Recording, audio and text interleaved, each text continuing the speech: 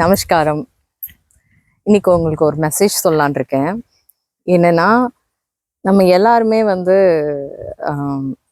ரோட்ல பயணம் பண்றோம். பயணம் பண்ணும்போது என்ன நடக்கும்? வண்டி ஓட்டும் போது என்ன நடக்கும்? என்ன வேணா நடக்கும். ஆனா கவனம் சிதறனா, கவனத்தோட இருந்தா எந்த பிரச்சனையுமே கிடையாது. வாழ்க்கையில் எல்லா தருணத்துலையும் நம்ம கவனமா இருக்க முடியுமா அப்படின்றது சொல்ல முடியாது. அப்படி கவனம் சிதறாம இருக்கணும்னா கண்டிப்பா தியானம், யோக பயிற்சி இது கண்டிப்பா முக்கியம். ஒவ்வொருத்தருக்கும் ஒவ்வொரு சனத்துலேயும் வேற வேற சூழல்ல சிக்கிடுவோம். அந்த சிக்காம இருக்கிறதுக்கு கண்டிப்பா தியான பயிற்சியும் யோக பயிற்சியும்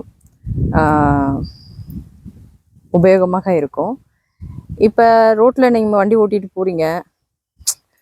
ரோட்டில் போயிட்டே இருக்கும்போது கொஞ்சம் கவனம் சிதறனா என்ன ஆகுது? அது மாதிரி தான் லைஃப்பும், நம்ம வாழ்க்கையும் அப்படி தான். கொஞ்சம் கவனம் சிதறனா மொத்த வாழ்க்கையுமே ஒன்றுமே இல்லாமல் போயிடும்.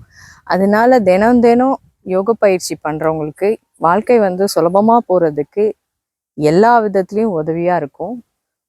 தியானம் முக்கியமாக தியானம் பண்ணோம்னா, ஒருநிலைப்படுத்தினோம்னா சமநிலையாக இருக்கும் பாடி. அப்போ எல்லா விஷயத்தையும் உங்களுடைய ஒட்டுமொத்த வேலை வலுவும் சுலபமாக ஆகிடும். என்ன மாதிரி வீட்டில இருந்து வேலை செய்கிறவங்களுக்கு ஏகப்பட்ட பிரச்சனை வரும்.